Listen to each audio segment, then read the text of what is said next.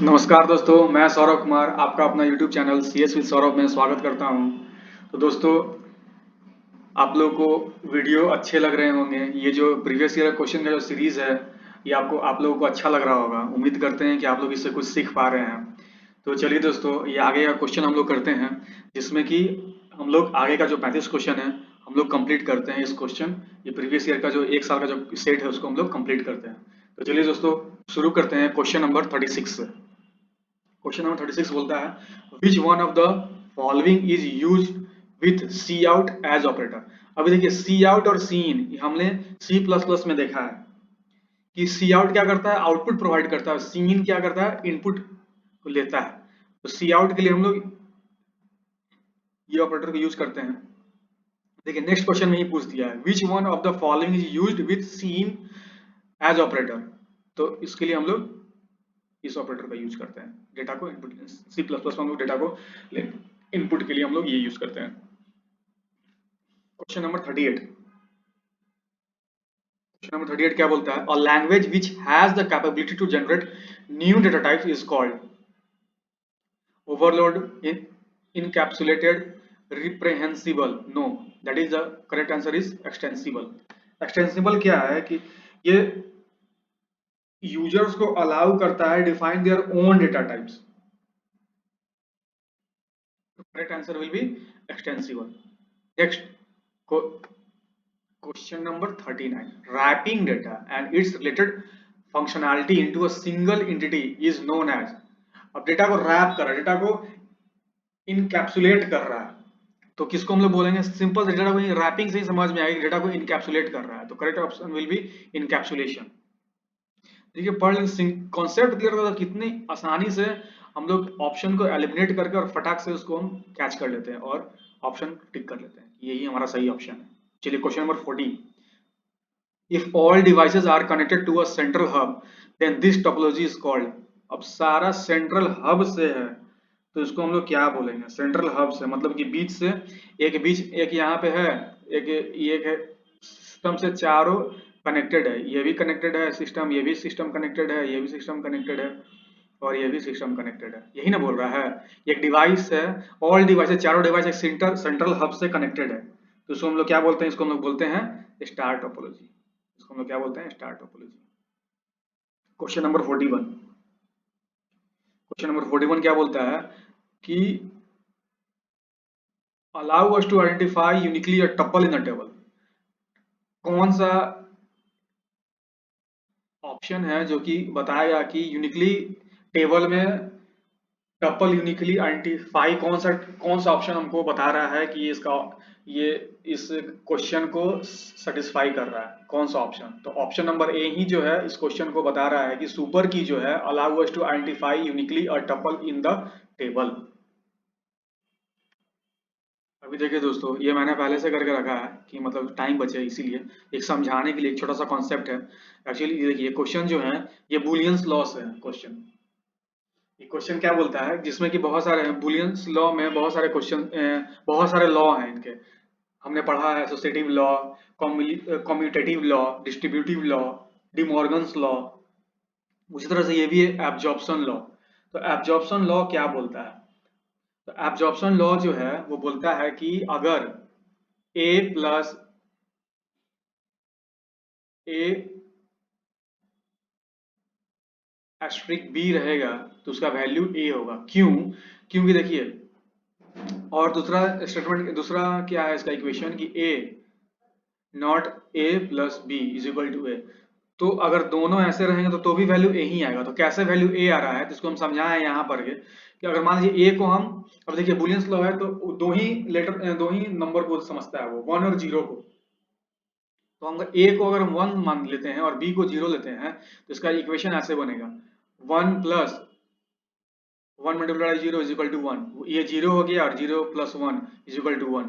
तो हम जो a लिए थे इज इक्वल टू 1, तो a इज इक्वल टू हम क्या लिए थे 1, तो 1 क्या बता रहा है, ये a है, तो मतलब कि इसको सेटिस्फाई किया ये। उसी प्रकार से अगर हम देख लीजिए, इसमें भी हम पुट कर ले वैल्यू को। अगर मान लीजिए a को हम 0 लेते हैं तो 0 और यहाँ पे भी 0 प्लस 1 इक्वल टू क्या आएगा, तो ये हो गया 1 और 1 multiplied by 0 is equal to 0। तो इसका ये फिर भी यही आ रहा है। तो हमको देखना है, अब मान लीजिए हमको ये सारे लॉ याद नहीं रहेंगे तो कैसे करेंगे सर, सिंपल सा है, आप 1 और 0 को पुट कर दीजिए, ए को ले लीजिए 1 तो दूसरे को 0 ले लीजिए, अगर ए को लिए हैं 0 तो दूसरे को 1 ले लीजिए। उस पे अगर वैल्यू पुट करते हैं तो हमारा वैल्यू जो आएगा वो देखेंगे कि हम ए का वैल्यू क्या लिए थे। जैसे मान लीजिए हम यहाँ पे ए को हम 1 ले रहे हैं, तो ये भी कितना हो जाएगा 1, ये 1 प्लस बी को हम 0 लिए हैं तो क्या हो गया 1 प्लस 0 मल्टीप्लाइड बाई 1, तो कितना हो जाएगा 1 multiplied by 1 is equal to 1। तो हम क्या ए को क्या लिए थे 1 लिए थे, तो हमारा ऑप्शन में देखिए, ऑप्शन में 1 भी दिया है और ए भी दिया है, तो इसीलिए बता रहे हैं कि जो हम ए को हम एज अ वैल्यू लिए थे वो हमको देखना है। तो इसमें हमारा 1 क्या था, हम ए को 1 माने थे, ए को हम क्या माने थे 1 माने थे, तो 1 आया, तो 1 किस पे असाइंड है, एसोसिएटेड है किस पे, तो ये ए से एसोसिएटेड है, तो इसलिए इसका आंसर ए होगा। Option D is the correct answer. Question number 43, question number 43 क्या बोलता है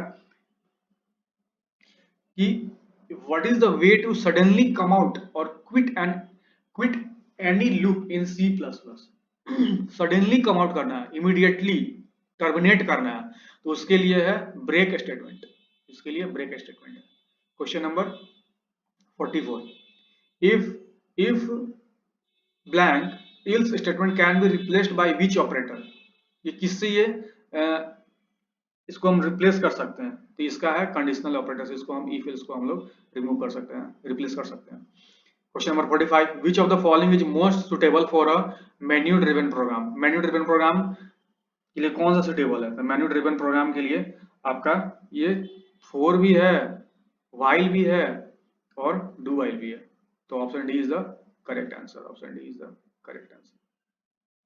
46 number, a switch construct can be used with which of the following types of variable, इसमें ऑप्शन देखिए क्या दिया है, इंट कैर, इंट फ्लोट कैर, और डी में दिया है any basic data type.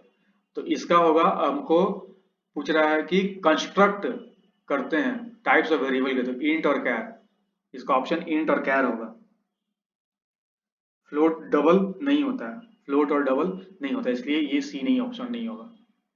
Question number 47, which looping process is best used when the number of iteration is known, मतलब बेस्ट इटरेशन के लिए कौन सा लूप यूज करते हैं, सबसे कौन सा बेस्ट लूप है, while loop, do while, for loop, या all looping process required that the iteration be known, नहीं, option B is the correct, for loop सबसे बेस्ट है इटरेशन के लिए,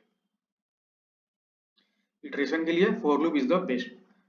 question number 48, What is the effect of writing a break statement inside a loop, अभी पढ़े हैं ऊपर में, ब्रेक स्टेटमेंट में वो क्या करता है, इमीडिएट टर्मिनेट करता है। तो ऑप्शन में आते देखते हैं, it cancels remaining iteration, it skips a particular iteration, the program terminates immediately. देखिए इमीडिएट टर्मिनेट, देखिए कीवर्ड जो है ना इमीडिएट टर्मिनेट कर रहा है, आसानी से क्वेश्चन को फाइंड आउट कर लीजिए।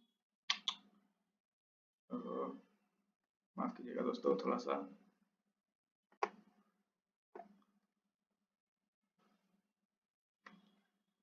Question number 49, C++ is an extension of C with a major addition of the class construct feature of। अब देखिए हमको तो पता है कि C का ही एक्सटेंडेड फॉर्म है C++, जिसमें कि ऑब्जेक्ट ओरिएंटेड प्रोग्रामिंग उसमें इंट्रोड्यूस किया गया था। अब ये ऑब्जेक्ट ओरिएंटेड प्रोग्रामिंग कहाँ से आ रहा है, इसमें क्लास ऑब्जेक्ट का जो बात कर रहा है, ये किससे ये फीचर्स को डिराइव किया था, तो डिराइव किया था सिम्युला 67 से, सिम्युला 67 से, सिम्युला 67 से। क्वेश्चन नंबर 50, क्वेश्चन नंबर 50 बोल रहा है कि blank refer to the names of variables, function, arrays, classes, etc. created by the programmer। तो कौन सा है ये सब, क्या है, ये सारे रेफर करते हैं आइडेंटिफायर्स।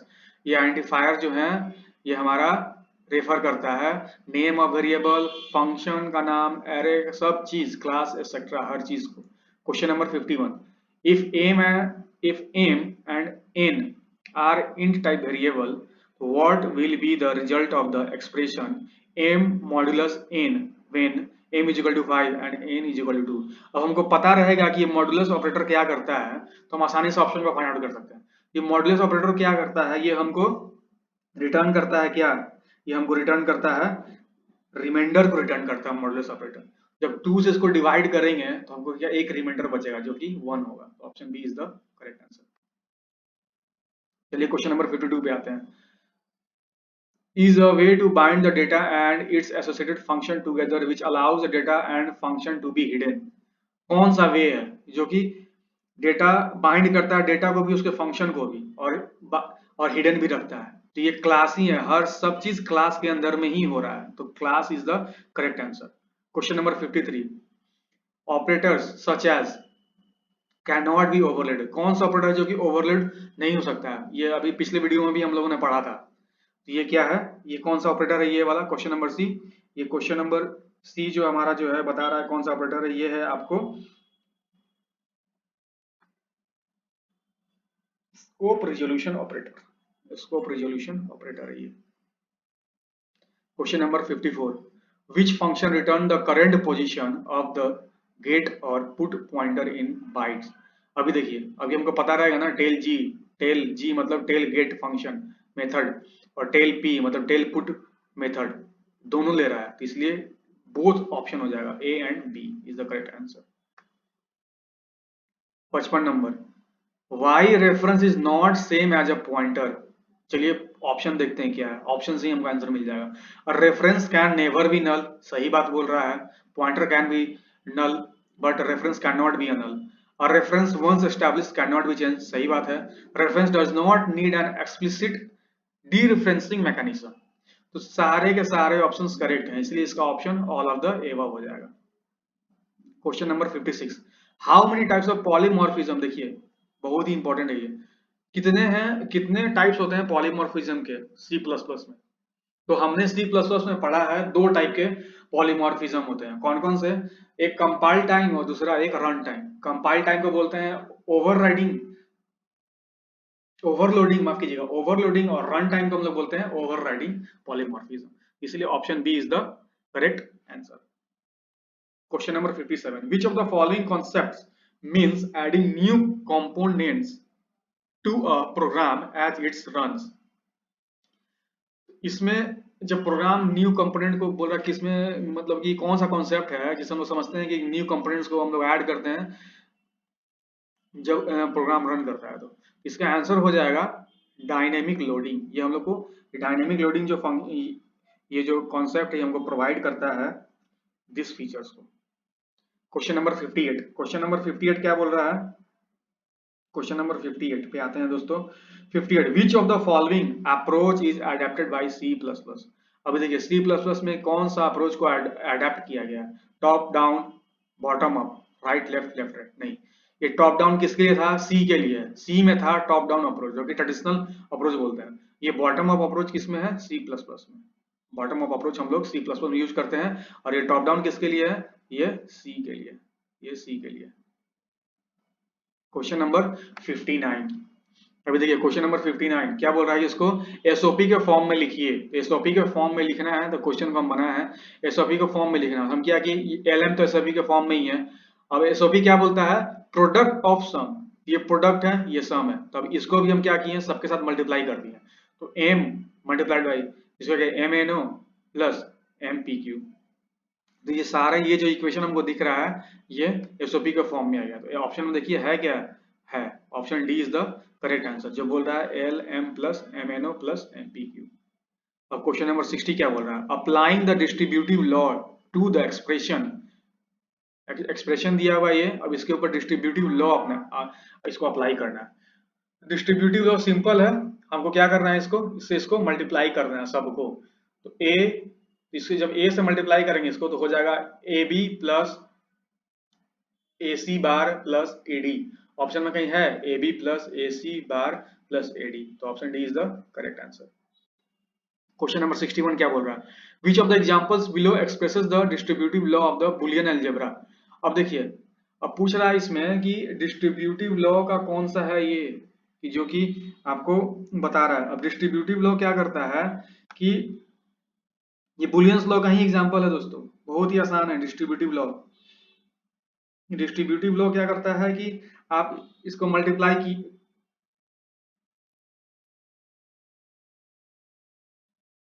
ये देखिए ऑप्शन बी, ये डिस्ट्रीब्यूटिव लॉ है। ए अभी ये जिससे मल्टीप्लाई होगा, अभी देखिए प्रोडक्ट ऑफ सम बन गया ये distributive law. A multiplied by B plus A C हो गया, मतलब A multiplied by B plus A multiplied by C. तो B is the correct answer हो गया इसका, क्योंकि डिस्ट्रीब्यूटेड क्या हुआ, ये डिस्ट्रीब्यूट हो गया दोनों के साथ में, बी और सी के साथ, ये क्या हुआ दोनों के साथ में डिस्ट्रीब्यूट हो गया, इसलिए B is the correct option. 62 क्या बोलता है, 62 नंबर बोलता है कि which of the example below expresses the commutative law of the multiplication. अब कॉम्यूटेटिव लॉ ऑफ मल्टीप्लीकेशन बोल रहा है, तो इसमें क्या होता है कि जैसे कि ये अब मल्टीप्लीकेशन अगर एडिशन बोलता है तो ये हो जाता है option A plus B is equal to B plus A. इसमें क्या हो, जस्ट रिवर्स हो जाता है, कॉम्यूटेटिव लॉ में जस्ट रिवर्स हो जाता है। तो ये मल्टीप्लीकेशन पूछा है तो इसीलिए हम चेक करेंगे मल्टीप्लीकेशन, तो मल्टीप्लीकेशन में इसमें तो रिवर्स नहीं हो रहा है, ये गलत हो गया, ये भी गलत हो गया, ये भी गलत हो गया। अब यहाँ पे देखिए ए बी मल्टीप्लीकेशन में और यहाँ भी जस्ट ये रिवर्स हो जा रहा है, तो C is the correct answer. Question number 63, a blank is used to define overall design of the database। overall design of database कौन सा करता है, स्कीमा जो है, स्कीमा ही जो यूज करते हैं define overall design of the database. Question number 64, grant and revoke. देखिए दोस्तों पिछले वीडियो में मैंने बताया था ये कॉन्सेप्ट ग्रांट एंड रिवोक, इसलिए दोस्तों ये वीडियो बहुत ही इंपॉर्टेंट है क्योंकि हम कॉन्सेप्ट भी क्लियर कराते जा रहे हैं जिससे कि आगे आने वाले क्वेश्चन को हम इजीली टैकल कर सके। तो हम अगर पढ़े होंगे तो ग्रांट एंड रिवोक किसका था, तो डेटा कंट्रोल लैंग्वेज का था, एकदम आसान। पूछ रहा है blank command can be use to modify a column in table. देखिए दोस्तों ये भी पिछले वीडियो में हमने बताया था, ये प्रीवियस ईयर का ही क्वेश्चन है दोस्तों, ये सारे जैसा बोला था ये देखिए वही रिपीट हो रहा है क्वेश्चन। ये बोल रहा है मॉडिफाई अ कॉलम, कॉलम को मॉडिफाई कर रहा है दोस्तों, ये कॉलम को मॉडिफाई कर रहा है इन अ टेबल, तो क्या हो जाएगा alter, option A is the correct answer. Question number 66, which normal form is similar with 3NF। अब 3NF के साथ में कौन सा ये सिमिलर है, इसका ऑप्शन हो जाएगा BCNF, BCNF is the correct answer. अब BCNF का फुल फॉर्म क्या होगा, तो BCNF का फुल फॉर्म हो जाएगा बॉयसी कॉर्ड नॉर्मल फॉर्म, इसका फुल फॉर्म। कभी कभी फुल फॉर्म भी दे देता है, BCNF का फुल फॉर्म बताइए, तो फुल फॉर्म बहुत इंपॉर्टेंट है। चलिए next question, which of the following is not the external security threat. External security threat कौन सा नहीं है, ये underground threat, option number C, बाकी सारे इंटरनल थ्रेट्स हैं। Which of the following is not the possible way of data exchange, कौन सा possible way of data exchange नहीं है, तो simplex, half duplex, full duplex, सारे हैं मल्टीप्लेक्स को छोड़ करके। मल्टीप्लेक्स भी करता है but not in that way. What does the port number in a TCP connection specify, option से पढ़ते हैं, TCP कनेक्शन स्पेसिफाई क्या कर रहा है TCP, TCP connection को। Option A, it specifies the communication process on the two-end system, it specifies the quality of the data and connection, it specifies the size of data, and D, all of the above। तो इसका answer क्या हो जाएगा, it specifies the communication process on the two end system. दो end को ही port तो क्या करता है, दो पोर्ट दो नोड का बता रहा है, कम्युनिकेशन एस्टैब्लिश कर रहा है TCP में, तो वही है, दो नोड को बता रहा है ये आज का आखिरी क्वेश्चन दोस्तों। विच of the following protocol defined in transport layer, transport layer में कौन सा प्रोटोकॉल है, दोनों है, FTP file transfer protocol and TCP, जिसको हम लोग क्या बोलते हैं दोस्तों, TCP को हम लोग क्या बोलते हैं दोस्तों, ट्रांसमिशन कंट्रोल प्रोटोकॉल। तो option D is the correct answer. तो दोस्तों आज हमने पिछले साल का भी ये दूसरा सेट हमने कंप्लीट किया। उम्मीद करते हैं दोस्तों ये आप लोगों को वीडियो बहुत ही अच्छा लग रहा होगा। तो अगर अच्छा लग रहा है दोस्तों तो कमेंट लाइक शेयर करें और बताएं, और सब्सक्राइब भी करते जाएं दोस्तों, कि अपडेट आपको मिलता जाएगा आने वाले वीडियोस को, जो भी मैं अपलोड करूंगा इसमें। तो दोस्तों उम्मीद करते हैं कि आपको ये अच्छा लग रहा है। तो आप दोस्तों आज के लिए बस इतना ही, हम लोग फिर नेक्स्ट वीडियो में मिलते हैं। तब तक आप लोग दोस्तों यही 2-3 दिन का समय है, पढ़िए अच्छे से, मन लगा करके जम के पढ़ाई कीजिए और अच्छे नंबर लाएं। तो चलिए दोस्तों मिलते हैं फिर नेक्स्ट वीडियो में। तक के लिए नमस्कार, जय हिंद।